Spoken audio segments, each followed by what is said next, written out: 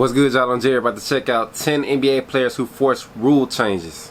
This video is by Nonstop Sports. When I think of NBA players that force rule changes, it would have to be, I want to say maybe Steph Curry or Michael Jordan. Probably, I think he changed the rules in the 90s as far as like the smaller guys getting to the rim a lot easier than how the big guys used to be. So the game pretty much changed a little bit at the time. So I'm trying to see other players who changed the rules, who forced NBA to change the rules. So let's hop into this video. The basic rules of NBA basketball were always the same.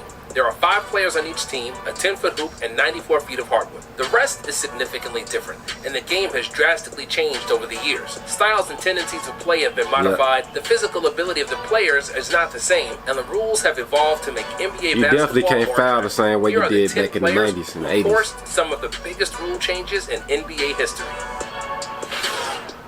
Shaquille O'Neal, Zone D, stronger backboards, Hack-a-Shaq. Yeah. Shaq was the second coming of Wilt Chamberlain and the only person who challenged Wilt's unofficial title of the most dominant big man ever. Extremely athletic and agile at 7'1" and 340 pounds, there was nobody that could have stopped Shaq in his prime. And while the rims often mocked him at the free throw line with a loud clank sound when he failed to hit the net, Shaq had their number 2. And that number was 19.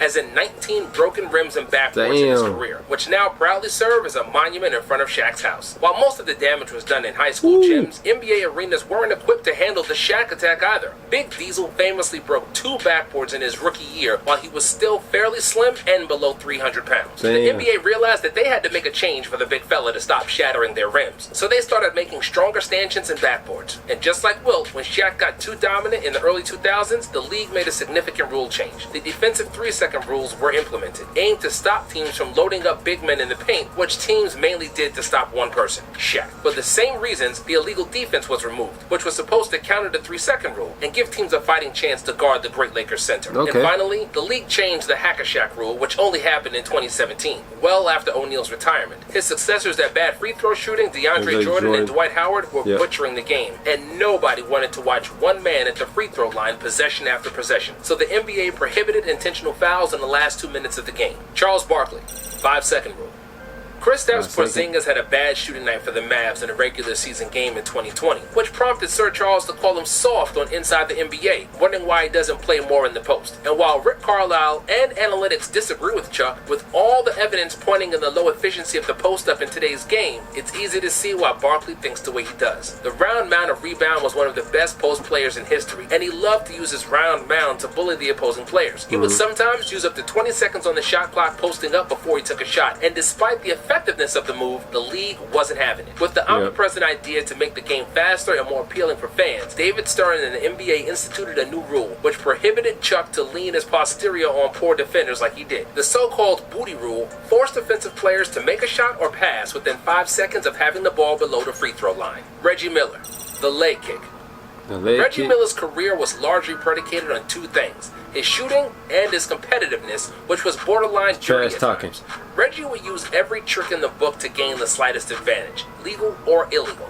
And because he was the best 3-point shooter in the league, opposing teammates had to close out on him at all costs. Reggie abused this by kicking out his legs after a shot, which drew countless fouls and earned him foul shots. Realizing that Reggie is kicking out his legs deliberately to bait the refs to call a foul, they put a stop to it by starting to call offensive fouls on shooters who kick their feet into the defender. Wilt Chamberlain, free throw line, widening the paint 12 to 16 feet, offensive goaltending, inbounding over the backboard.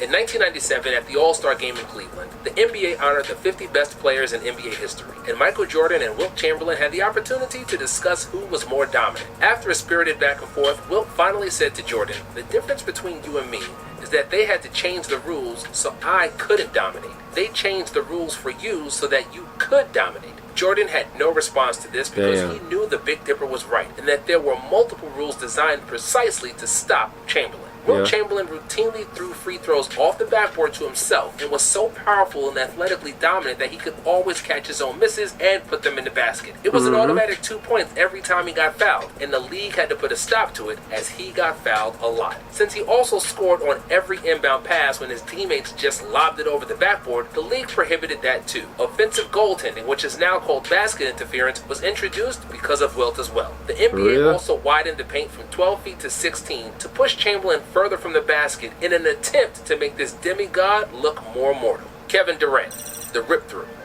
The best defensive players in the league are always thinking of various moves, skills, and tricks to put in their bag and make their offense even deadlier. Players like Durant, Kobe, and D-Wade realized that when a defender was guarding them closely, all they had to do was to jump into his outstretched arm to create contact. Kobe used to do that a lot. The ref had no choice but to call a foul. The league realized that Durant and company did too much of that, so they abolished the so-called rip-through. From 2012, the player drawing such a foul would no longer shoot free throws, and it was Kobe used to do that a lot. He used to do that a lot. Take the ball from the sideline.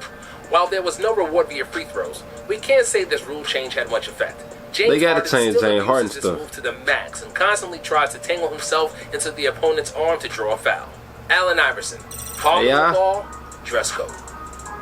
The most famous rule off the court involves Allen Iverson, his oversized white t-shirts and baggy jeans. Iverson looked like he dropped out of a hip-hop video when coming to the NBA arena, and a lot of other players followed the proverbial suit. David Stern didn't like that. He felt that the players looked thuggish and unprofessional, so he instituted a rule change that forced players to dress more Wall Street and less Wu-Tang Clan. While some of the players embraced the suits and the ties, Iverson always hated the NBA for making him dress in clothes he deemed uncomfortable, and he famously said, just because you put a guy in a tuxedo doesn't make him a good guy. Iverson was a target of another rule change, which wasn't exactly official, but it was a memo that instructed referees to look into Iverson's killer crossover. While he crossed players with speed, AI also helped himself by carrying the ball for a split second before moving in the opposite direction. The league forbade AI to palm and carry the ball, which made crossovers like the one on Jordan slightly rarer.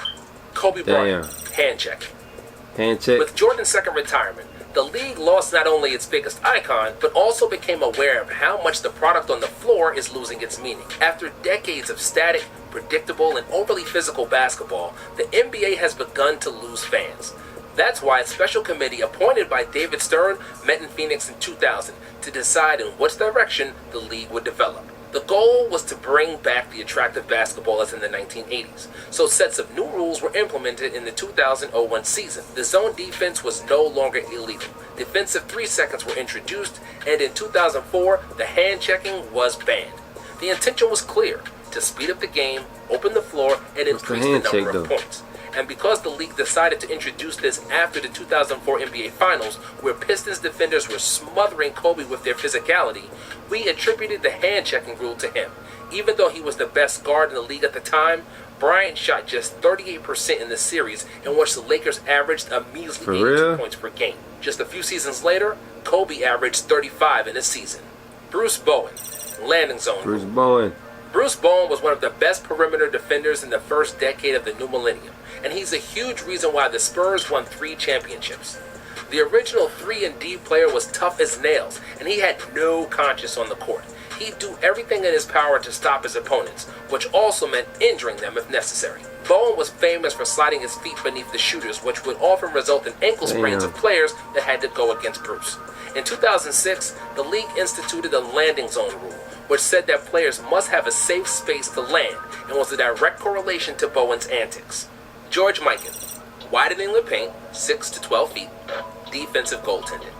That's a legend The NBA right League there. was formed in 1949, and its first big star and the most dominant player was George Mikan, who played for the Lakers when they were still in Minneapolis. Mikan's height and size were an unguardable mismatch, as there weren't many people standing at 6'10" or taller at the time. Mikan's hook shot was unstoppable, and he was a beast on the defensive side of the floor as well. I remember how he played zone defense. The coach would put 4 players outside the paint, and I would stand under the basket. When the opposing team shot, I would just kick it out before it went into the basket, Mikan recalled. This tactic forced the NBA to introduce goaltending, making it impossible to block the shot with a downward trajectory.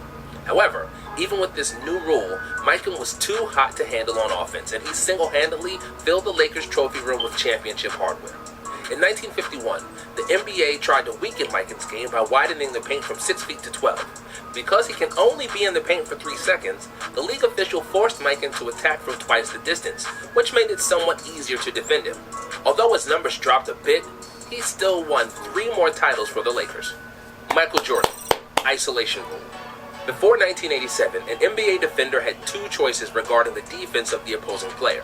According to defensive rules at the time, he could have either stuck to his man or double teamed.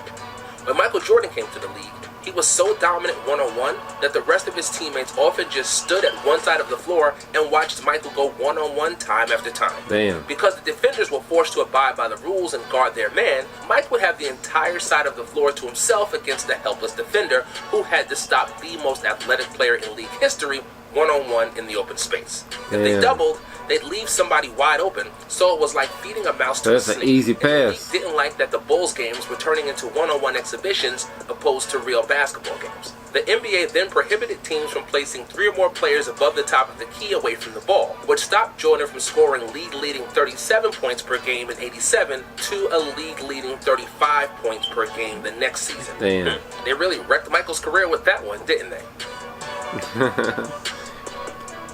This is a great video, man. I knew AI was gonna be on there because of the things he did. As far as like he changed the league in the way it dressed, because he went from wearing jerseys and oversized T-shirts and jeans and sneakers to the games to have the league change the rules to have the players wear suits and dress more professionally. Until like recently, the players are able to dress the way they want to dress now. Since wasn't like Adam Silver is in the league now as the commissioner. Let me know what y'all thought of my reaction to this video. Like, comment, subscribe, and then I'll see y'all next time. Peace.